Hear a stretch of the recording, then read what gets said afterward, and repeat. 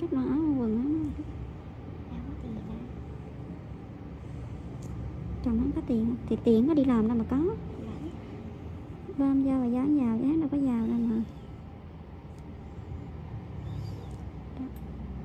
Nó có thằng tháng đó. Thẳng ra. Đúng đàng hoàng mà cũng đẹp trai nữa. Cô không bồ ấy như là bà nội đấy. Ôi. Đâu quá chị đẹp. Làm sao rồi? Ráng mấy hộp cái này. Cái này sẽ đau hơn xíu. Còn không thì chị cắt. Chị Ngân ra nghĩ. Qua cái này nó vừa phải đỡ đau thôi mà. Không. Đây nó cũng làm đi đây. Chị cũng còn. Còn lại những chỗ đau đau nữa đây.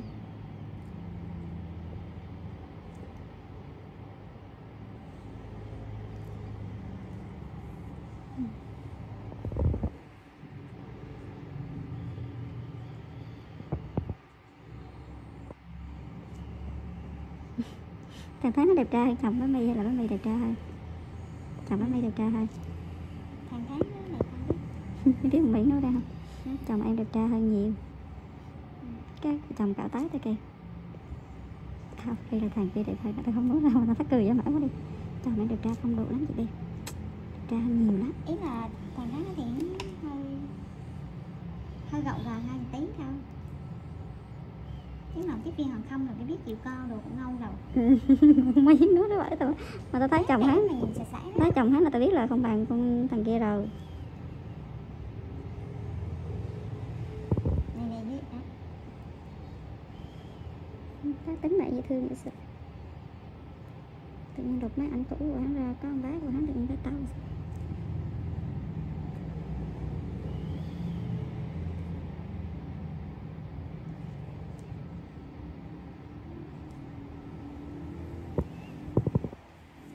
Này cái tao.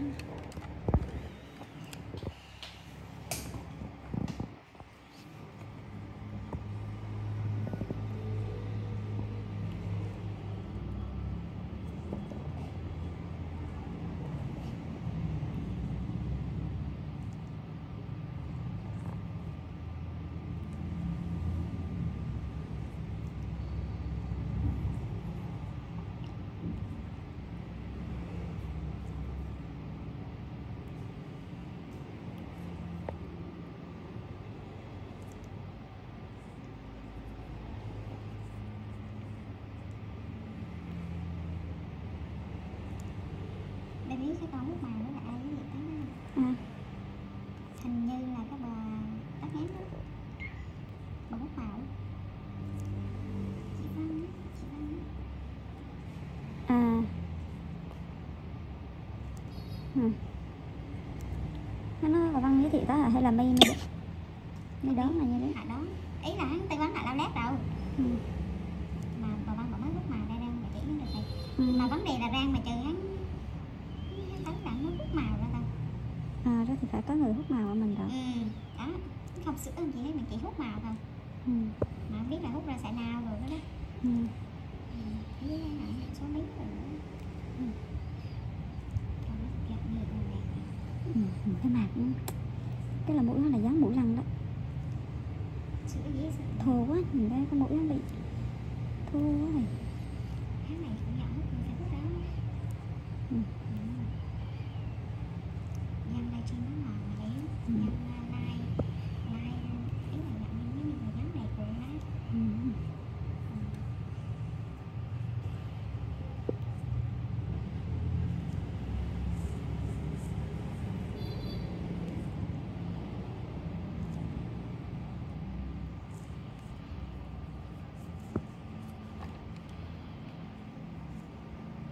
Bé đi muỗng hắn ưa mập tóc vậy là Nhưng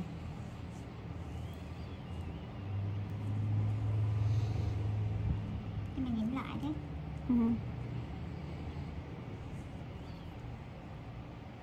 Bé chị Hồng chị Thành á lên dặn rồi đó hả? Mai bà được không? Này phải được kỹ. Mà nó còn bị kỹ không á. Mai nhà bà Gia con bé nó xuống cho này mới xuống đó trời nè. Bà Giao bán không?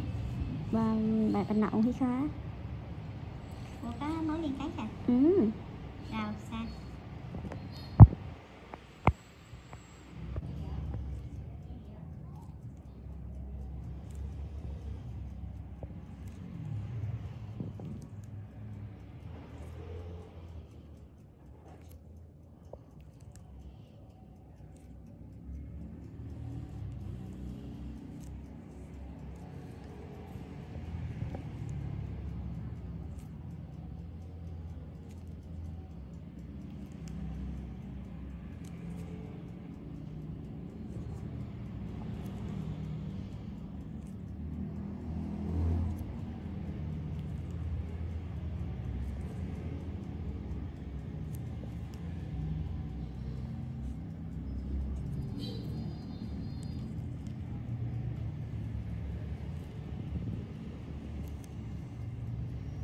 Cái chị xem.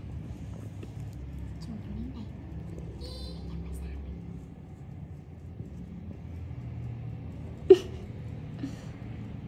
Tiết kiệm. Tụi nó đằng sau lắm, đúng không? Hồi trước cái kia cũng bán thiệt đẹp. Xóa cha chẳng thành. Xóa à? Thì đang lên xong nó xóa.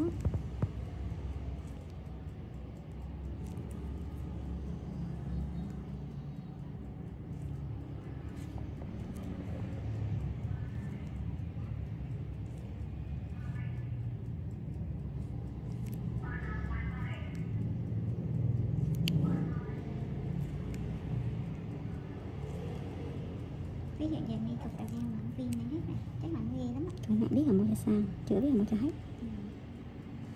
Viên này hết thì chỗ này chưa cả mấy tháng chưa xong. Cái gì dở ngon, cái này nó đã đen. Đúng rồi.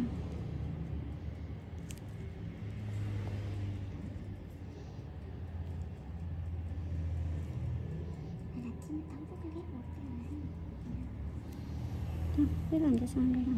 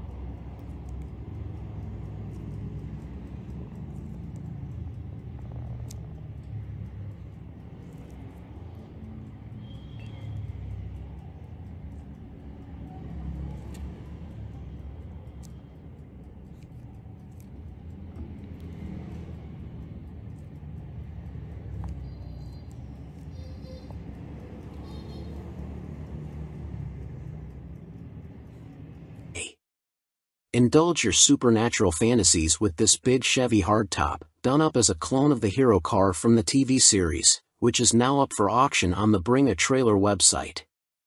With bench seating, a 2-speed Powerglide transmission, and a burbling 283 cubic inch engine, this is an ideal weekend cruiser that makes all the right sounds. Repainted black and fitted with chrome 15-inch 5-spoke wheels, this Impala will be instantly familiar to a demographic far younger than your usual muscle car enthusiast. Running over 15 seasons since it debuted in 2005, Supernatural was one of the longest-running, most successful fantasy TV series ever. Focusing on fictional twin brothers Sam and Dean Winchester as they roved around the country fighting demons and ghosts, it was sort of a cross between a traditional Western and Buffy the Vampire Slayer. And in a Western, you need a faithful horse. Dean Winchester had Baby, his beloved Impala. Originally, the show was supposed to feature the more obvious choice of a mid-1960s Ford Mustang, but the decision was made to go for something a little rougher around the edges.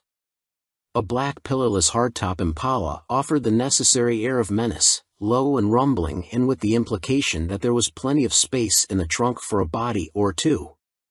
Up for auction on the website Bring a Trailer, which, like Car and Driver, is part of Hearst Autos, is a clone with all the charm of the supernatural hero car.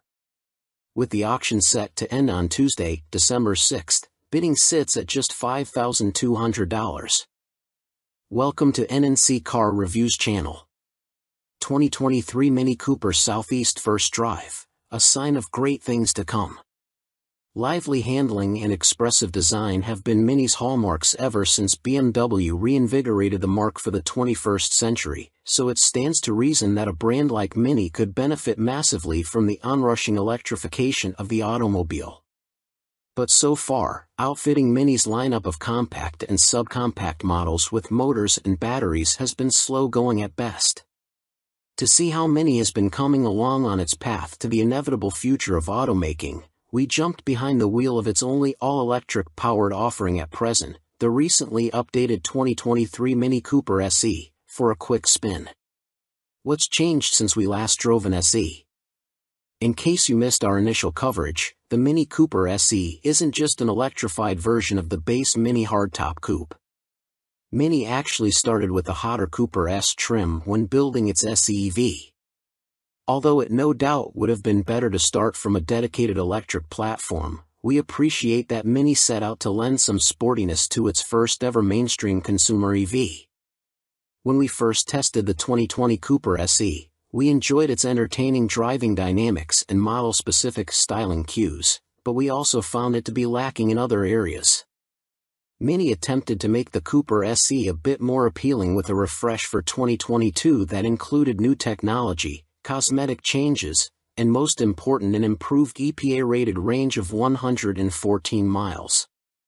Although the SE received the same exterior facelift as the rest of the Mini lineup, which makes it look less distinctive and more like the regular hardtop, SE badging and the addition of an optional tricolor gradient roof helps set it apart slightly from its gas-powered siblings. Mini also reworked the hardtop's interior with a reshaped dash and modified air vents, a standard digital instrument cluster, and a standard 8.8-inch infotainment display. And for the 2023 model, Mini added more paint and upholstery options, standard Apple CarPlay, and a new special Resolute edition. The good. The Mini Cooper SE's new face is kinda cute, sort of like a Pokemon you can drive, and it's only available in a two-door body style, a positive to us in a world where the number of true coupes is drastically shrinking. The roof gradient effect is also very cool in real life, and Mini even affixes a small roof spoiler that enhances the sporty look. The inside is as distinctive as the exterior but remains fairly ergonomic despite the quirky design. As with the gasoline models, the SE's power switch is a tab that's laid out within a row of switchgear, adding a little bit of fighter pilot fun to starting up the car. Mini also equips the SE with a conventional shift knob, a reminder that this is a transitional vehicle between the existing line of hardtop variants and what Mini says will be a dedicated EV platform in the future.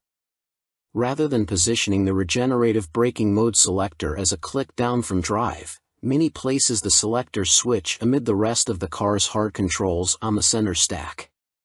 Drivers can select between the standard mid setting, the more responsive sport mode, the frugal green mode, and the super conservative green plus mode.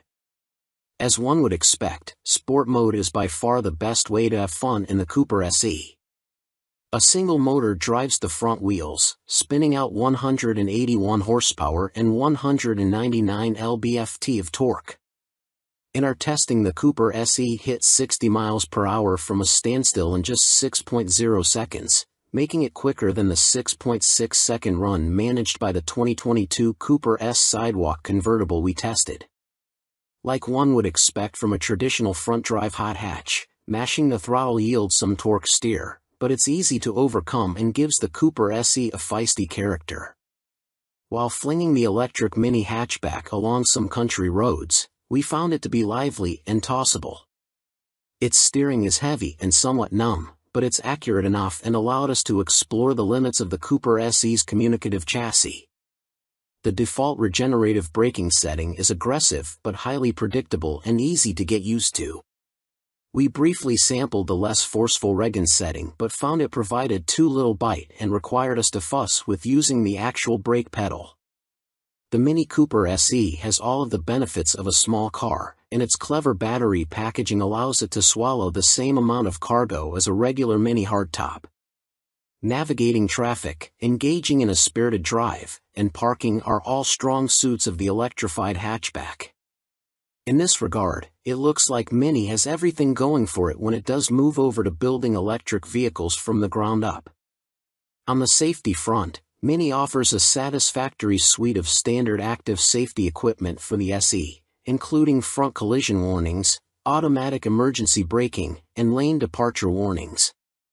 Ticking the box for the driver assistance package adds adaptive cruise control, a head-up display, and a parallel parking assistant.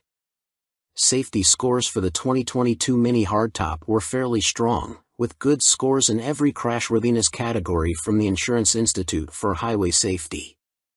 The bad. On balance, the Cooper SE is a solid car, and we'd be lying if we said we didn't have fun hurtling it up a mountain road. That said, there were a couple of disappointing drawbacks that held it back from maximum enjoyment. The first is obvious, only 114 miles of maximum range. When we jumped in our SE test car at the staging area of the BMW Test Fest event, it showed 55% charge when we took off. A subsequent hill climb sapped a load of electrons from the SE's small 32.6 kWh battery. Even though the route was short, the range anxiety was real as we watched the available miles tumble in real time. In the 16.7 miles we drove from our starting point to the turnaround spot, the battery dropped to 25% charge, with about 20 miles of remaining range indicated. Not sure if the descent would actually add enough range to get us back to the staging area, we fired up Green Plus mode and carefully headed back down the mountain, attempting to recoup as much range as possible. The drive back didn't actually net us any more battery life, but we ended up with the same indicated remaining range and state of charge as we had at the highest point of our drive, a minor victory for the Mini. The second frustrating thing we experienced was that the car cuts power when charging hard at full throttle in some applications. This impinges on its hot hatch character, making it hard to rely on for the sporty performance that it otherwise delivers so well. Finally, the Cooper SE rides fairly stiff and allows a decent amount of road noise, so buyers who live in areas with a lot of poor roads should be wary. And although we appreciate that CarPlay is now standard, the 8.8-inch infotainment display feels pretty small, partly because of its location within the giant ring that Mini still slaps in the center of the dash. To heighten the Cooper SE's appeal, it would behoove Mini to also include Android Auto in the future. These deficiencies make it hard to recommend the Cooper SE as it is to most folks that need something for anything more than city commuting. Welcome to NNC Car Reviews channel.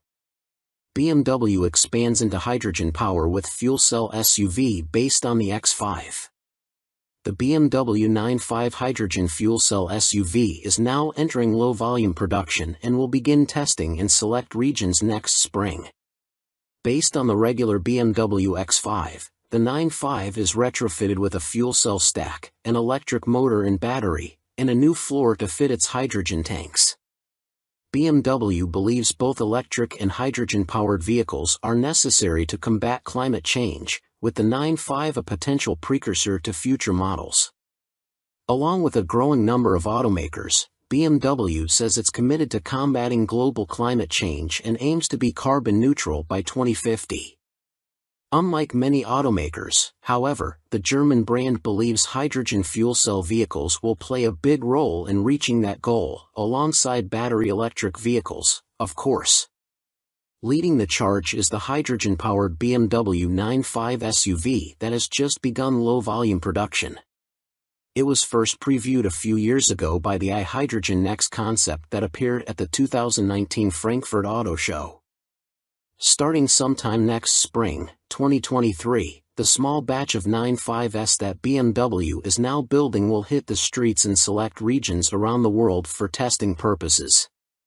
Based on the regular BMW X5, which is built in the company's factory in Spartanburg, South Carolina, the 95 is assembled at BMW's Research and Innovation Center in Munich, Germany. The transformation from X5 to 95 includes swapping in an entirely new floor to fit the fuel cell system's 2 hydrogen tanks that are located under the midsize SUV's central tunnel and rear seats. The tanks have a total capacity of about 16 pounds and feed an underhood fuel cell stack paired with a rear-mounted electric motor and battery.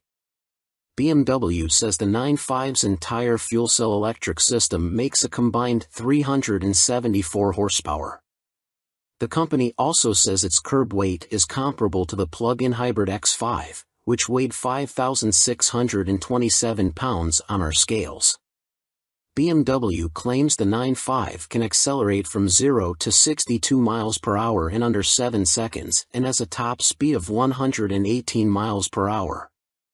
It also has an estimated driving range of around 310 miles. Although that claim is based on the optimistic European WLTP cycle. BMW believes that fuel cell powertrains will provide a carbon-free alternative to customers with needs that can't be met by EVs, such as those who need to refuel quickly and don't have fast charging access.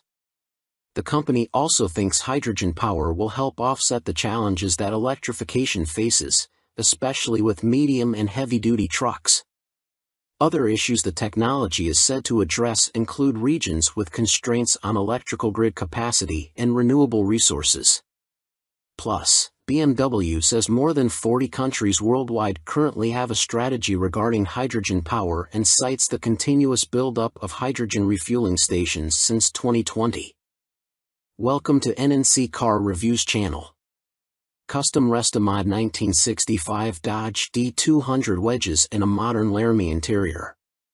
Classic on the outside, modern on the inside. Fooled again. Never saw it coming until you open the truck door. The idea of slipping a classic body over a modern drivetrain isn't new, but it never gets old.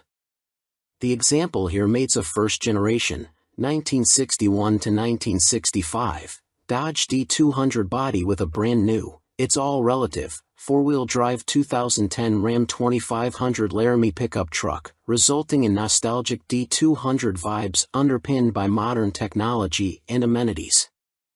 It's the best of all worlds, except for all the work involved and essentially devouring 2 different trucks.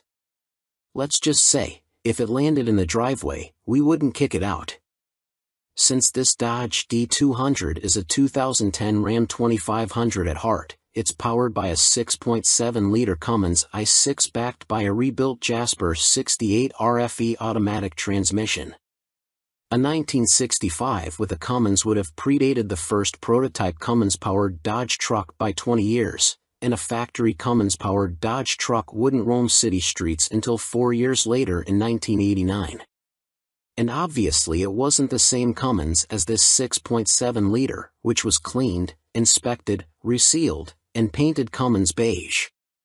The 2010 Ram HD's Cummins, rated at 350 horsepower and 650 lb-ft of torque, would be quite a surprise upon popping the hood of the D200. The outside of this Oxford Grey Dodge D-Series looks smooth and straight, showing off the beautiful lines of that classic swept-line bed, which was cut down and modified to fit its new chassis. Likewise, the front fenders were extended, while a taller intercooler and radiator necessitated a 500 series truck grille filler panel for proper clearance. The modified and re-chromed 1965 bumper has chrome tow hooks. The side mirrors, door handles, rear bumper, and tailgate tout modern functionality despite their old-fashioned looks. The vintage-looking stainless power mirrors are compatible with the factory Laramie controls, and the polished original stainless refrigerator door handles were modified to work with the 2010 door latches, retaining power locks and door switches. The rear bumper houses factory 2010 backup sensors, and an aftermarket backup camera hides in the tailgate. Lastly, a flip-down license plate covers the hitch receiver. A 3-inch lift, suspended by Rancho shocks, looks correct atop 37 by 13.50 BF Goodrich KM3 mud terrain tires. The white-black Rhino Armory wheels are highlighted by 96 polished stainless flange head bolts. Custom clips mount the polished OEM vintage Mopar hubcaps. Side note, we feel back for whoever's responsible for keeping these wheels clean. RBP power steps with LED lighting help passengers get in and out, and German Hella headlights and fog lights help light the road, as do LED taillights. While the outside looks like a 1965 Dodge D200, the inside does not, at all. From dashboard to front seats to all the wiring and modules, the brown interior is mostly 2010 Ram Laramie. That mean dual-zone climate control, Laramie power heated and cooled front seats, heated steering wheel, and so on. That also means the factory-installed trailer brake controller, exhaust brake, and TPMS and ABS systems all work. Not bad for a 65. Welcome to NNC Car Reviews channel. Tesla Model 3 Highland update coming soon, according to insiders. Despite its continued popularity, the fact remains that the Tesla Model 3 EV sedan is getting a bit long in the tooth. The EV landscape is very different compared to when the Model 3 was first introduced, and the automaker faces real market threats from competitors like 2023 Hyundai Ioniq 5, which won our SUV of the Year award, and more directly from the upcoming Ioniq 6 sedan.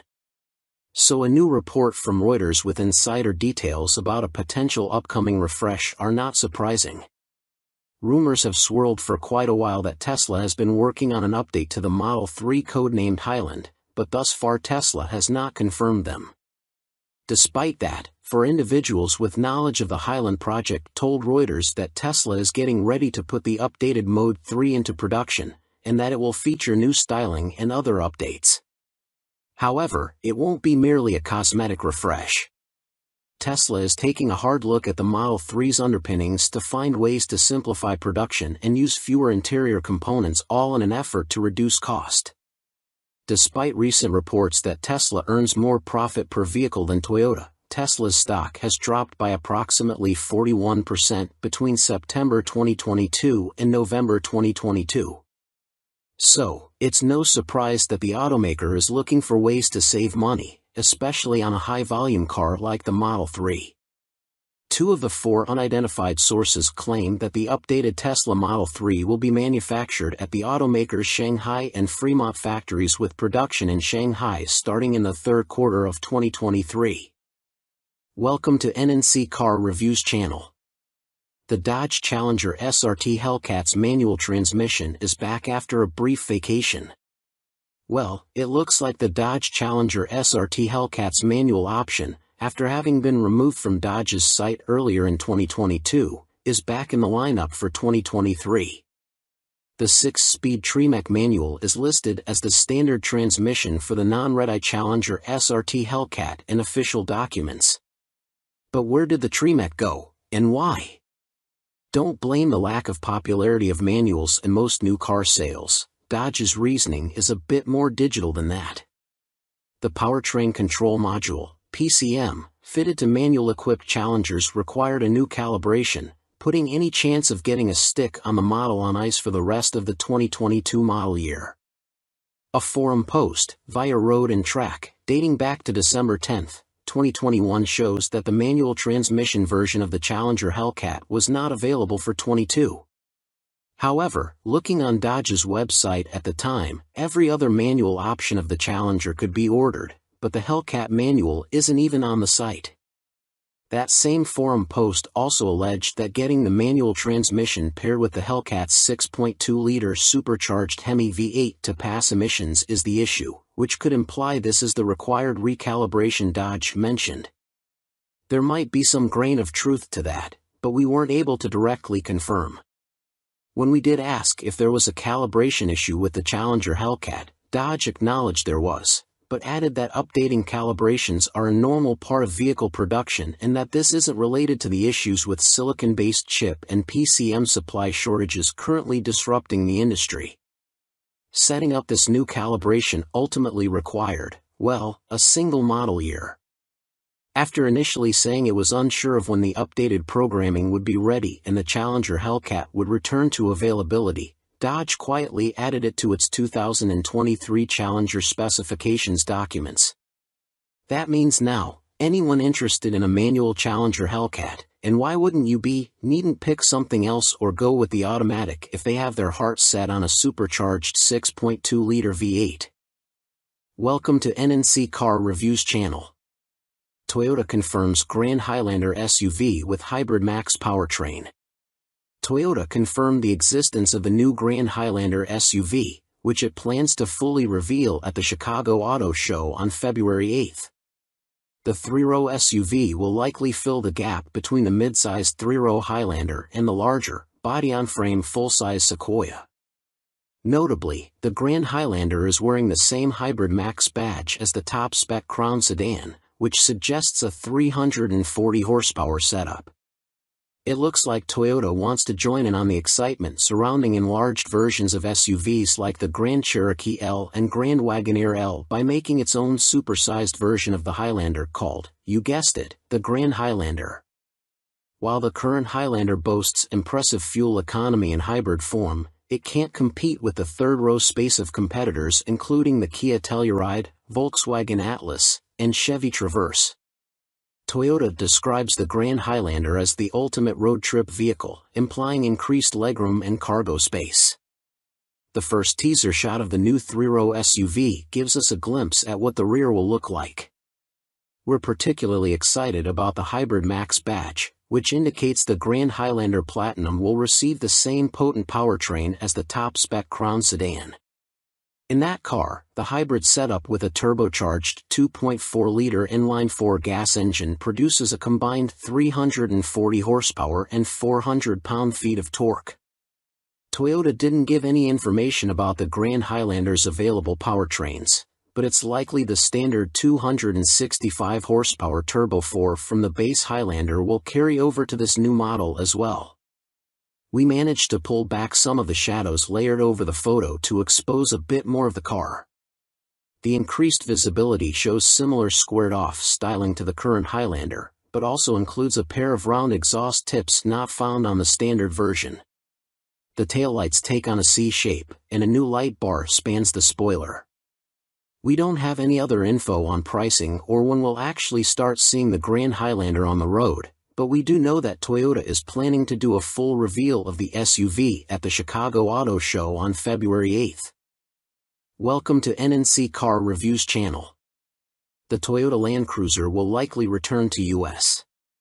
The globally iconic Toyota Land Cruiser off-road SUV is the automaker's longest-running model, since 1951, just no longer in the US as of last year, for whatever reason.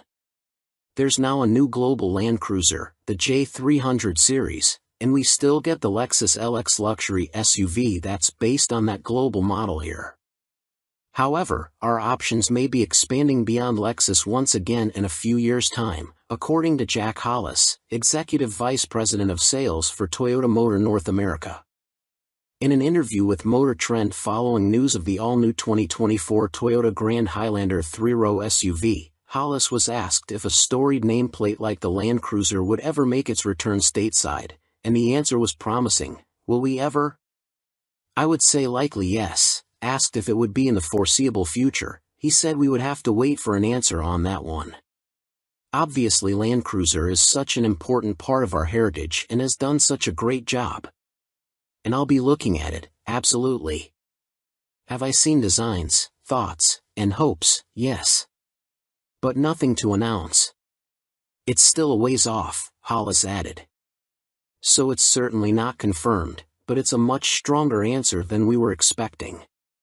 Then again, even last year's Land Cruiser departure announcement came with a wink, with Toyota encouraging loyal enthusiasts and intrepid adventurers to stay tuned for future developments. The current global Land Cruiser is built on the new body-on-frame GAF framework based on its TNGA platform, which our current Lexus LX is also built from. Focusing on the US market, the new 4th-generation LX SUV got a significant update recently.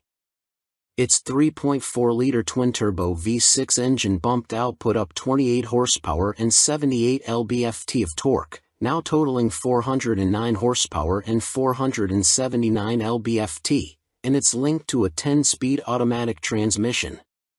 Toyota says the new platform lowered the center of gravity with improved weight distribution. The global Land Cruiser also shed 441 pounds of weight. However, it sounds like we should be looking beyond the current J300 series Land Cruiser to whatever the next generation model may look like, which will almost certainly need to be electrified, either hybrid or full battery electric. Toyota's EV plans are reportedly in flux, with the automaker devoting more resources to expedite its EV offerings, though no specific models have been teased, and the existing EV concepts may no longer be on the cards. Still, Hollis' comment is a promising start to whatever's next, and it sounds like still they have some confident ideas for the next Land Cruiser, at the very least. Welcome to NNC Car Reviews channel. What is a 1970 AAR CUDA, and why do I want one in my driveway? Time to kick down that annoying fourth wall and go a little first person. Recently we were working on some Mecum auction stuff, and I was asked by another editor what car I would want under my proverbial Christmas tree. Now, I used to run Super Chevy, and although my car choices would lead people to believe that I'm a diehard Chevy guy, the truth is that I like cars in general, even if I do get pulled into the Chevy Gravity well most of the time. After browsing the Kissimmee, Florida, Mecum listings, I found the car I would want, a 1970 AAR Plymouth Barracuda. A Mopar. Yeah, but not just any Mopar. How many E-bodies were built in 1970? Before we look specifically at the AAR variant, we should get an idea about how special the 1970 Mopar lineup was. Many consider 1970 to be the high watermark for E-bodies, and in terms of sales, it certainly was. Chrysler was hoping to sell nearly 250,000 E-bodies that year, and although it didn't hit that number, the company did sell a ton of cars, with 55,499 Barracudas and 83,032 Challengers leaving the factory. The Plymouth Barracuda, shortened to CUDA by the cool kids, like the Challenger, offered 3 lines, as well as 3 body styles: the base coupe, a hardtop, and a convertible. A whopping 9 engine options were on the menu, ranging from the base 145 horsepower Slant 6 to the iconic 455 horsepower 426 Hemi V8. What is an AAR CUDA? Anyone who knows me would tell you that I'm into the whole pro touring deal, so that might be why the AAR CUDA flips my switches. The AAR CUDA joined the Plymouth family in March of 1970. And was a tribute to Dan Gurney's All-American Racers, AAR, Barracudas being run in the SCCA Trans Am series. The track version the team fielded was powered by a 440 horsepower 305-inch V8 topped with a lone 4-barrel carb. The civilian AAR CUDA was built to approve, homologate, in fancy talk, the small block engine for SCCA racing use. Only 2,724 AAR CUDAs were built in 1970 at the Hamtramck, Michigan, plant. The AAR was only produced for 1 year, making it a fairly rare piece of automotive and racing history.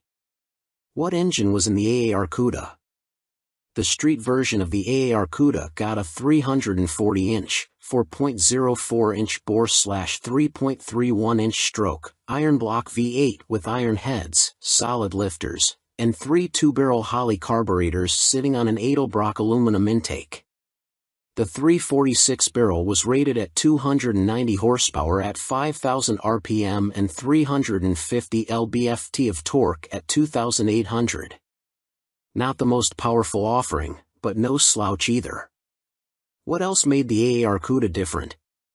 Though the interior was fairly standard, the exterior was anything but.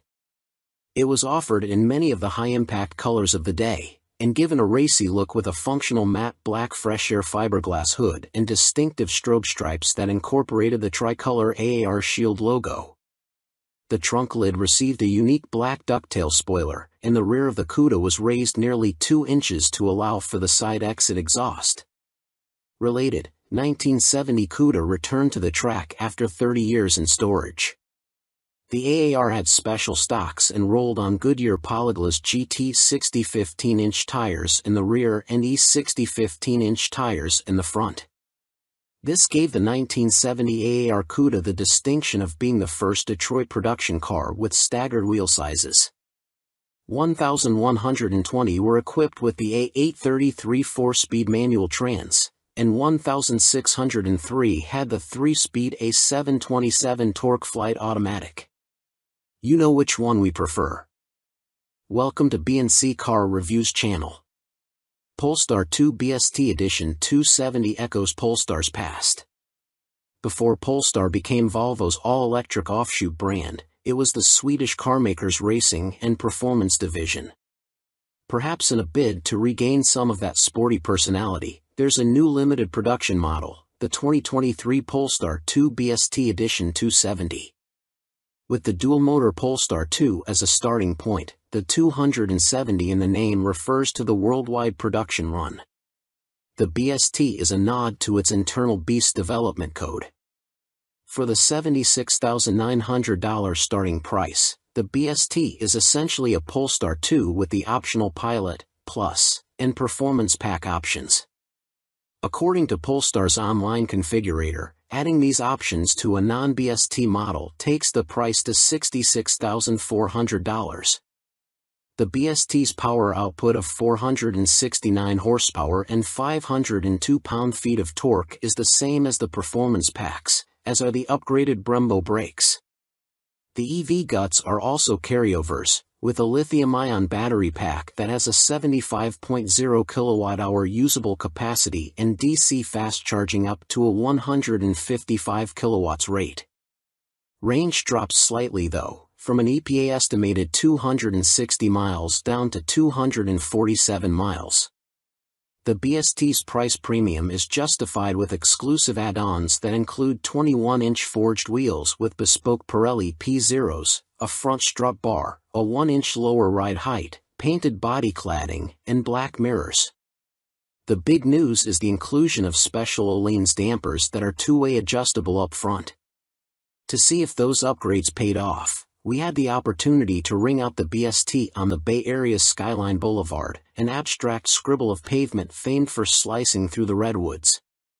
Within the first few blocks heading out of Burlingame, California, it's clear the BST's ride quality is firmer than the standard Polestar 2 with the performance pack.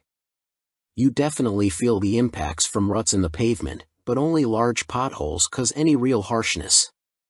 The smaller bumps are adequately smoothed over thanks in large part to the Öhlins dampers dual flow valving that allows for distinct behaviors for low and high-speed compression events.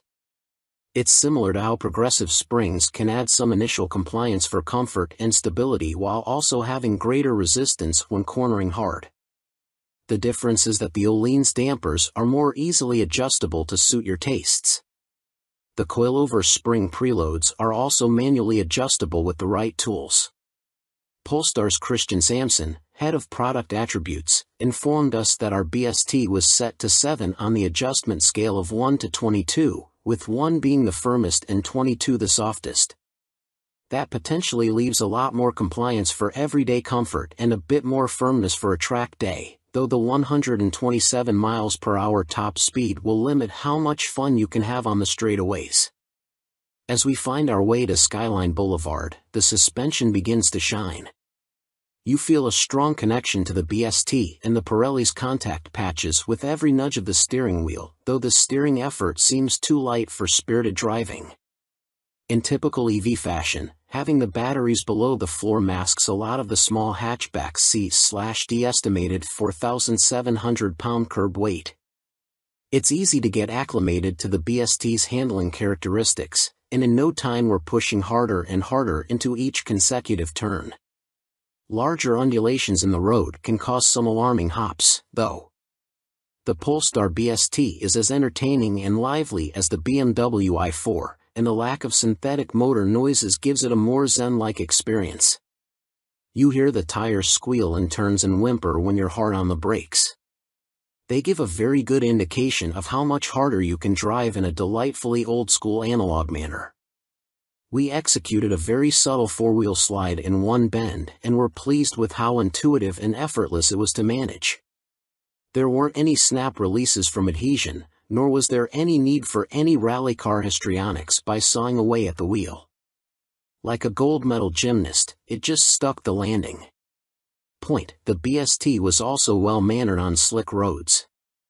Mid-corner bumps were barely acknowledged, and there was still an abundance of grip to keep charging with more aggression than most drivers would consider sensible. There's no doubt that the BST is a very different beast compared to the Polestar 2. It's a hardcore version for the few who are willing to sacrifice some comfort for cornering excellence. It's as good a dance partner as the i4, and its interior is noticeably nicer than that of a Tesla Model 3. With most EVs taking the SUV route, there are few sporty alternatives that don't cost as much as a Porsche Taycan or an Audi e-tron GT. Unfortunately, if you're interested in a new Polestar 2 BST, you're out of luck, as all of the 270 examples have been spoken for. And that begs the question of why Polestar greenlights such a limited production run. It seems likely that the BST is testing the waters for a more serious performance EV in the future. If that ends up being realized, we'll be pacing with nervous anticipation. It's impressive that the BST is able to extract so much more handling prowess from the existing Polestar 2, and bodes well for a purpose-built performance model. Thean Design Porsche 911 Restomod is no backup singer. We must wait for the day when automotive artisans reimagine third-gen Camaros or Fox-bodied Mustangs into immaculate carbon fiber-bodied Restomods that command six-figure prices. Until then, we'll have to keep slumming with the 964 generation of the Porsche 911. Of course, there are plenty of reasons why the penultimate air-cooled 911 is the frequent muse for high-end tuning outfits. There is no shortage of cars to start with, Porsche having sold more than 60,000 of all variants globally between 1989 and 1994. Interest, and values, are also high enough to find a market for expensive transformations. The most famous recreator of the 964 is undoubtedly Singer in California, which has been producing versions that cross the boundary from car to automotive art for more than a decade. But an increasing number of other shops are now getting into the same space. Last year, we told you about an EV version produced by Everetti in the UK, although we struggled to see what the electric powertrain added to the experience. Now here's another British firm, but this one sticks with internal combustion. The small shop is called Thean Design, and it gave C/D the chance to experience a partially carbon fiber-bodied 964 just before it was shipped to a buyer in Chile, hence the car's Chi001 name. Oh, and that customer is a successful blueberry farmer, if you're wondering about the reason for its violently violet color scheme. As with many similar businesses, Thean Design was born from a personal passion, in this case, the quest of a man named Adam Hawley to build his own perfect 964 while working 9 to 5 as a car designer for big auto companies including Jaguar Land Rover. The car was eventually finished to a standard that had friends and acquaintances asking him to create something similar for them, leading to the establishment of Thean Design with business partner Lucinda Argy, who is also his wife.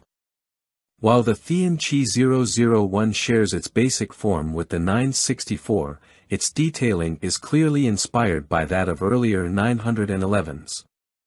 It has lost the full-width rear light bar it was built with and gained both 930 turbo-style bumper overriders and headlamp bezels. The original car underneath the conversion was a Carrera sold in Japan, but it has been stripped to component parts and completely rebuilt. Structural changes include a carbon fiber roof, trunk lid, engine cover, and spoiler. The fenders and bumpers are made from a sturdier carbon Kevlar blend. Weight saving over a regular 964 is around 220 pounds, according to Holley, with the part composite bodywork also making the car stronger. Up close, the attention to detail is close to obsessive, including touches such as the symmetric mounting of the twin ignition coils on the engine firewall and the invisible integration of a center, high-mounted brake light into the rear window surround. Theon's customers have a choice of powertrains, including the intriguing option of a supercharger conversion the company has developed for the air-cooled flat six. The Chi 001 is running a naturally aspirated 4.0-liter engine. Individual throttle bodies and careful internal balancing take peak output to 400 horsepower at 7,100 RPM.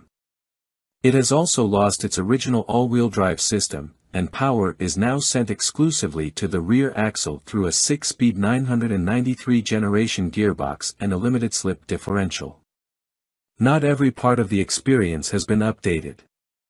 Getting in, we find the familiar, slightly offset driving position, and although beautifully ret-rimmed in a vibrant hue to match the exterior paint, the cabin's basic architecture is unchanged. But starting the engine reveals an immediately different character to a regular Carrera of this generation. First, the bark of the exhaust, which switchable acoustic flaps vary from loud to very loud. Second is the immediacy of the engine's responses to even slight accelerator pedal pressure, thanks to an ultralight flywheel. Comparing Theon's car with a regular 964 is made complicated by the increasingly distant memories of what the original car was like when new, but this one drives with a level of poise and precision it seems hard to imagine that any stock 964 possessed even when factory fresh, with the possible exception of the famous RS variant. The Chi 001 steering feels direct and slack-free for an air-cooled 911. It retains hydraulic assistance, but this is now powered by an electric pump. Revised suspension geometry, stiffer bushings, and active dampers increase the precision with which the front end can be placed, although they also mean there is less sense of the 964's fundamental rear-biased weight distribution in corners. Easing the accelerator with the chassis loaded up tightens the line progressively but not snappily. The biggest dynamic difference is probably down to the modern Michelin Pilot Sport PS2S mounted on the period Fuchs-style rims, which give an abundance of grip. The ride is firm even with the adaptive dampers in their softest setting, but not uncomfortably so. Yet the engine is the Chi 001 starring feature, impressively muscular low down but with what feels like an inexhaustible appetite for revs that the scalpel-sharp accelerator encourages a driver to exploit. The tachometer only goes to 8,000 RPM, but the limiter is actually another 500 RPM beyond that. Working against just 2,570 pounds, it feels 21st century fast, too. The gear shift is perfectly weighted, and despite the switch to carbon ceramic brakes, the middle pedal feels similarly natural in its responses. This love story may have you question our critical faculties, but the car does have some downsides. The first is the price. While considerably short of the seven-figure expenditure required for one of Singer's pixel-perfect offerings, a buyer will still need to pay Theon around $500,000, at current exchange rates, to get something similar to this car, plus the cost of the donor 911. The second is the weight. The company already has a substantial order bank it needs to work its way through and can build at no more than 5 cars a year. Welcome to B&C Car Reviews channel. Steve McQueen's Bullitt movie Mustang suddenly reappeared. This is how it happened. Steve McQueen's Highland Green 1968 Ford Mustang GT Fastback vanished 38 years ago. The ominous-looking pony car with the barking 390 cubic inch V8, which starred in one of the greatest chase scenes in movie history in the film Bullitt, with McQueen doing the driving in many of the shots, may have been lost, but it was never forgotten. Certainly not by Mustang aficionados, who speculated on its whereabouts for almost 4 decades, titillated by the occasional internet post or word of a spectral sighting. So when the Bullitt Mustang suddenly appeared at a Ford press preview at the North American International Auto Show in Detroit on January 14, 2018, the assembled journalists, car nuts, Ford execs, and Mustang fans went full geek. The synchronicity of the car's breaking cover in the same year as the Bullitt movie's 50th anniversary, and at the same event where Ford revealed its 2019 Mustang Bullitt tribute model, the third since 2001, is just too perfect for it to have been happenstance. And yet it largely was. As those involved tell it, the Bullitt Mustang never would have resurfaced in Detroit had it not been for a coincidence of cosmic proportions, the sheer luck of fortuitous timing, and, especially, the efforts of a determined coterie of emotionally invested volunteers. It took 30 seconds for the Bullitt Mustang, in original, if dilapidated, condition, to rumble onto the stage at Detroit's Cobo Center, but it took a village to make it happen. The backstory. The movie car's trip to the auto show stand actually started in earnest in December 2015, according to its owner, Sean Kiernan. Kiernan, 36, inherited the Bullitt from his late father.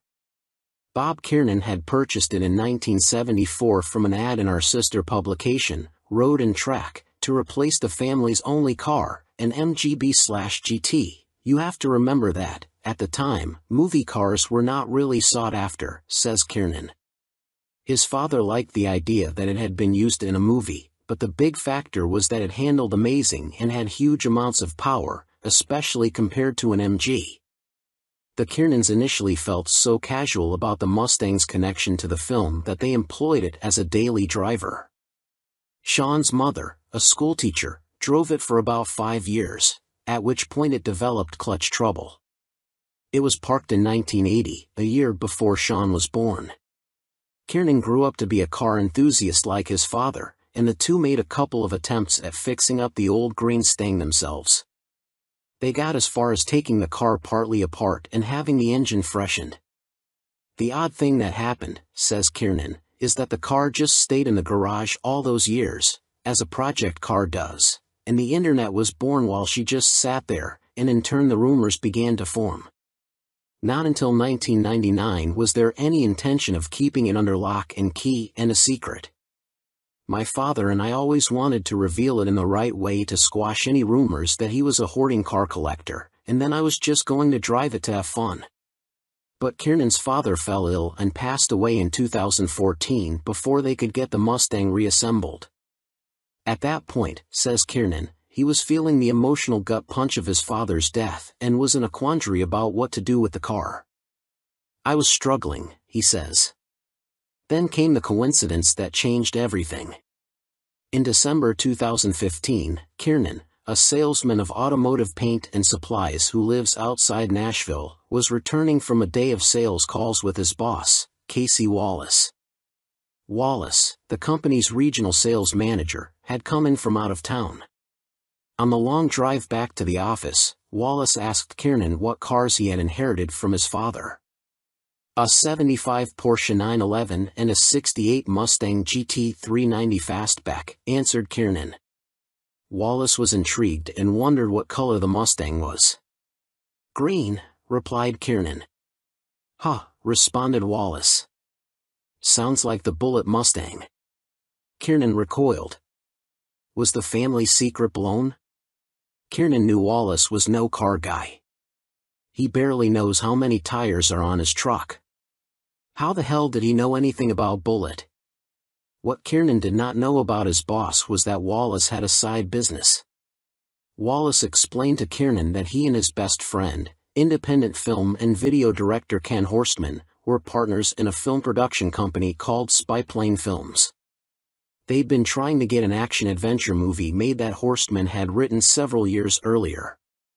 It revolved around two 18-year-old friends discovering the Bullitt Mustang in a barn and what happens after they buy it for a few $1,000s from the owner, who doesn't know what it once was. Bad guys arrive and separate the kids from the car. Mayhem and car chases ensue. Wallace and Horstman were working on financing their movie venture. Wallace, who lived in Atlanta, was taking advantage of his trip to Nashville to speak with a potential investor while he was there. "How close is your car to looking like the Bullitt Mustang?" asked Wallace. Damn near exactly like it," Kiernan answered, stunned. What were the chances that a fellow paint salesman who happened to be Kiernan's boss also happened to be in the movie business? And that same person also happened to be trying to make a film that happened to be about the Bullitt Mustang that Kiernan happened to own? And then, recalls Kiernan, I had this overwhelming feeling. It was actually the first time I had felt my father's presence since he had passed away. I felt him in the truck with us. And suddenly Kiernan knew what to do. "The car you're talking about," he said to Wallace, "the one that's been lost forever? It's sitting in my garage. I've got it." "I couldn't breathe," recalls Wallace. Once he recovered from Kiernan's revelation, he asked if his filmmaking partner could see the car. The three met the next day and spent hours talking about what they might do together. "We made a pact," recalls Horstman. "We decided to do three things: to tell Sean's story as a way to honor his father, to reveal the Bullitt to the world, and to make our movie." It was enough to motivate Kiernan, a hands-on car guy with lots of experience wrenching, to reassemble the Bullitt and get it running again. Verifying provenance. But how to proceed with their three-pronged plan? The first step was to get the car authenticated. "Of course, we knew it was authentic," says Kiernan. He even had a letter from Steve McQueen to his father written in 1977 asking if he could buy the car back. Bob Kiernan turned McQueen down. After some research, Horstman reached out to John Clore through LinkedIn.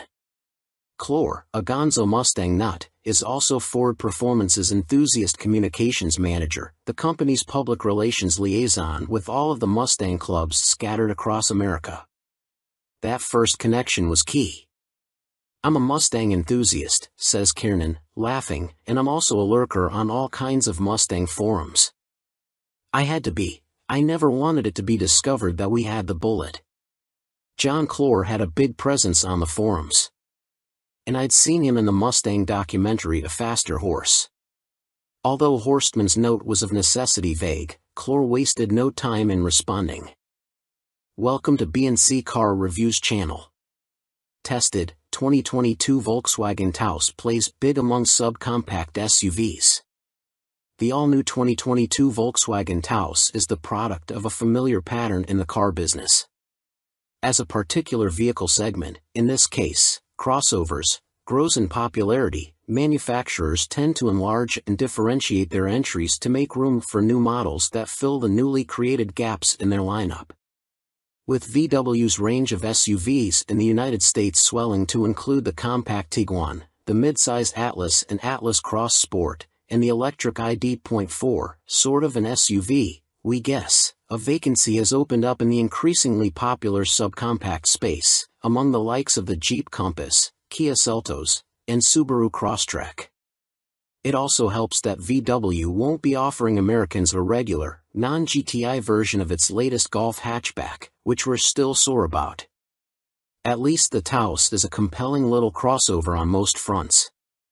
Little is sort of misleading, though, as the Taos is one of the larger players in its class. Its MQB-based architecture rests atop a wheelbase of either 105.6 inches for the all-wheel drive variant or 105.9 inches for the front driver.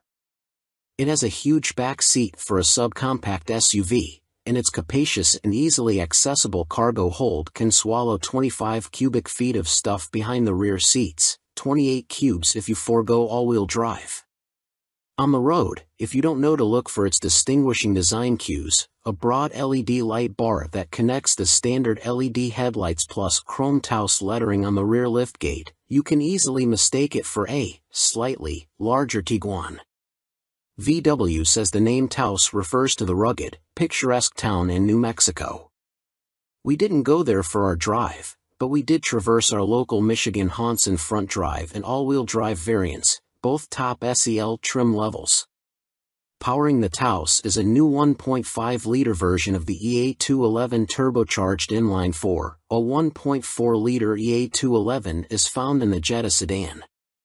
Aided by the boost of a variable geometry turbocharger, the engine purrs willingly to its 6,000 RPM redline and produces a respectable, if not quite spirited, 158 horsepower and 184 pound-feet of torque, the latter from just 1750 RPM.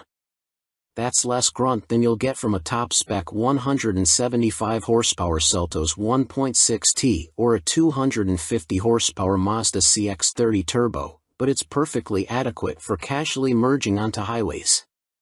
Standard front-wheel drive models pair the Turbo 4 with a conventional 8-speed automatic transmission.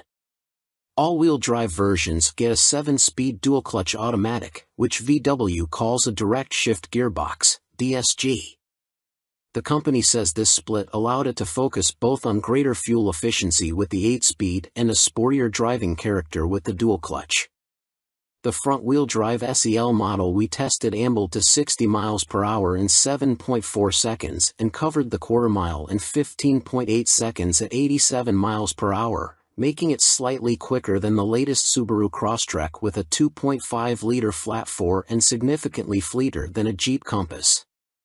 An all-wheel drive SEL 4Motion example, which at 3,557 pounds was 313 pounds heavier than the front driver, was only a hair slower to 60 miles per hour, hitting that mark in 7.5 seconds. It also posted an identical 15.8-second quarter-mile time. The more powerful turbocharged Kia Seltos, however, is roughly a half-second quicker than the VW's both to 60 and through the quarter mile. That said, the front-drive Taos is the fuel miser's choice, earning an EPA combined estimate of 31 miles per gallon, versus 28 miles per gallon for all-wheel drive models. Our front-drive example fared well in the real world with a 30 miles per gallon average, and it posted an impressive 40 miles per gallon on our 75 miles per hour highway test, beating its federal rating by 4 miles per gallon. The aforementioned Subaru and Kia, both AWD, managed only 30 mpg on our highway run, significantly behind the 33 miles per gallon that the all-wheel drive Taos achieved in that test. Overall, the AWD version averaged 29 miles per gallon while in our care. Welcome to B&C Car Reviews channel. The all-new 2023 CR-V is everything you want in any terrain. Adventure, a versatile word that covers a lot of ground. Just like the next-generation CR-V. The redesigned midsize SUV is ready for bigger adventures, from crosstown to cross-country, with more capability, a spacious cabin, and plenty of room for gear.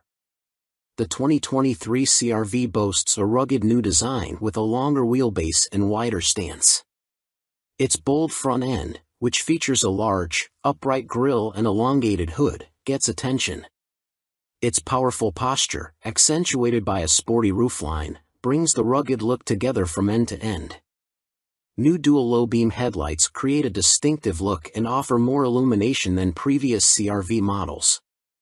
Wide-open sightlines come standard, but it's up to you and your crew to seek out those priceless views. With roomy seating and sporty details throughout, the all-new interior of the 2023 CR-V makes it perfect for adventure. Feel instantly connected to your surroundings, thanks to a minimalist layout, intuitive steering wheel-mounted controls, and body-stabilizing front seats. Bigger adventures also need more comforting rest afterwards, so each passenger will appreciate the reclining rear seat on all trims. Adventures don't just happen in the wild. They take place every day near home. Have your hands full with gear or groceries? Simply kick your foot under the bumper with the available hands-free access power tailgate. The low, wide cargo opening and expanded cargo area makes it easy to load in and out. Know what else an adventure needs? Better tech and fewer wires. The all-new CR-V provides both. Wireless Apple CarPlay Registered 1 and Android Auto Trademark 2 compatibility are now standard on EXL and Sport Touring trims. With wireless Apple CarPlay and Android Auto compatibility, you can connect the touchscreen to your compatible smartphone. A 7-inch touchscreen now comes standard on all CR-V trims. You can go even bigger by touching, pinching, and swiping through navigation, your ultimate road trip playlist, or that podcast you can't stop listening to with the available 9-inch touchscreen. No cord? No problem. Simply place your compatible phone on the available wireless phone charger 3 to start powering up. Whatever your soundtrack while exploring in the CR-V, hear every note in rich detail with the available Bose Premium Sound System for featuring Centerpoint registered surround sound technology to create a concert-like listening experience. The all-new CR-V also includes a wide range of enhancements to help you feel connected to your drive.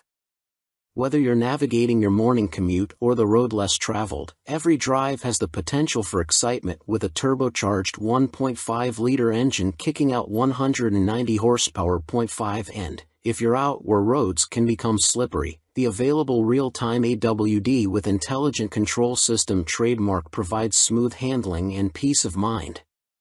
Bigger adventures call for more options. The new Snow mode gives you added confidence on slippery winter roads, while the available Sport mode gives you maximum acceleration response and a healthy dose of thrills. Okay, enough reading. Take the CR-V on an adventure already. Welcome to B&C Car Reviews channel. This is the 2021 Nissan Rogue's biggest asset, literally. My time with MT's 2021 Nissan Rogue is coming to a close, and there's just enough to like about the SUV to make it a bittersweet ending. When I hand over the keys, I'll miss the Crimson Family Chariot, even if it's far from perfect. Stay tuned for our final verdict coming soon. We recently announced our 2023 SUV of the Year winner, and I couldn't help but think of the Rogue. 2 years ago, the 2021 Rogue advanced to the finalist round in the competition. But this year, when the Rogue was invited back thanks to its new 201 horsepower turbocharged i3 engine, it didn't make the finalist cut. It goes to show how quickly the SUV space has advanced and that the updated Rogue didn't quite move the needle enough, especially in the face of strong competitors like the redesigned Honda CR-V and various electrics. Nissan still doesn't offer an electrified Rogue, though the Ariya fills that gap somewhat. I'm eager to hop into the updated Rogue and try it for myself, but being the used car proponent I'm not convinced I'd spring for the new model over the 2021 version. Although I could use the new Rogue's extra 20 horsepower and its increased low-end grunt, it still suffers from a laggy CVT automatic. Reaching 60 miles per hour takes the same 8.4 seconds as it did in the previous Rogue. Plus, the interior of my 2021 Rogue doesn't feel outdated, except for the infotainment system, which isn't as crisp and responsive to touch as rival offerings. The updated Rogue's infotainment system still fails to impress. For me, the Rogue's biggest asset is its generous interior dimensions, which haven't changed from the 2021 model year. The wide cargo opening makes it easy to load luggage for the whole family. In the passenger quarters, the Rogue can comfortably fit 2 car seats and a small person in the middle seat without too much trouble. Because the rear doors open wide, entry and exit is effortless, as is loading babies into the SUV. Sufficient headroom front and back enhances the spacious feeling. Despite its roomy interior, the Rogue feels decently nimble and is easy to park.